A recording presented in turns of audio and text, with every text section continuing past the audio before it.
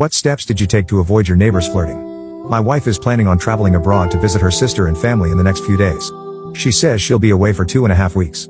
Over the past year, my wife has become good friends with our neighbor, Emily, who lives a few houses down the road. Emily makes me feel uncomfortable. She's made several romantic advances towards me. At first, I thought she was merely being playful. I didn't think much of her behavior, but I made it a point to avoid her. Yesterday, my wife told me that she chatted with Emily.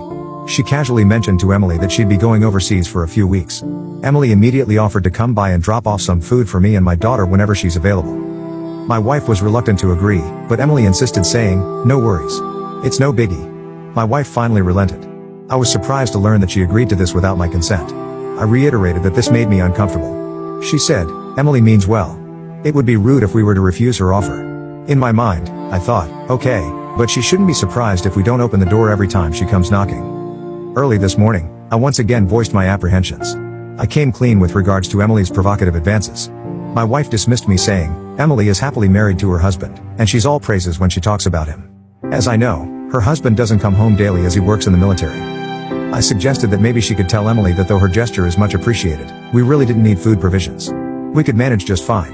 She said it would be awkward to refuse the offer right before her trip. Besides, it would only be once or twice a week. Another reason for my hesitancy would be access. My wife gave her our spare key in case of emergencies. So, what really makes me uncomfortable?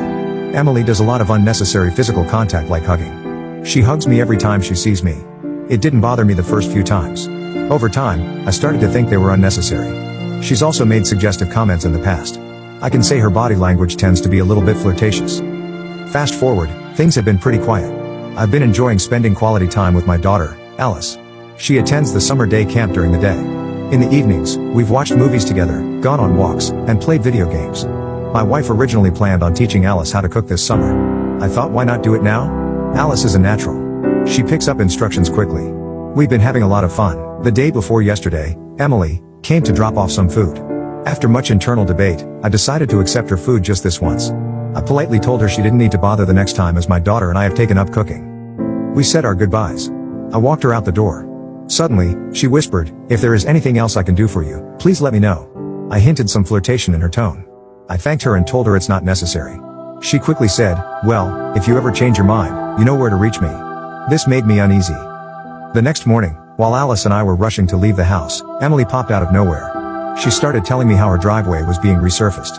She needed a place to park her car temporarily. She asked if she could occupy the extra space in our garage. I was in a hurry, so I said yes. Realizing what I've done, I should have thought twice before agreeing. Now, she'd have another reason to hang around our house. Later that day, I was home doing some chores in the garage. Emily pulled up in her car. We had a bit of small talk. At some point, she went into a tirade complaining about her husband. She shared how she sometimes felt unappreciated and how they don't get to spend time together. I kept quiet. I just wanted the conversation to end. Then I had a brilliant idea. I glanced at my phone and pretended that my wife just texted. I quickly said goodbye and rushed back inside. The remainder of the week was uneventful. Emily's driveway has been completed.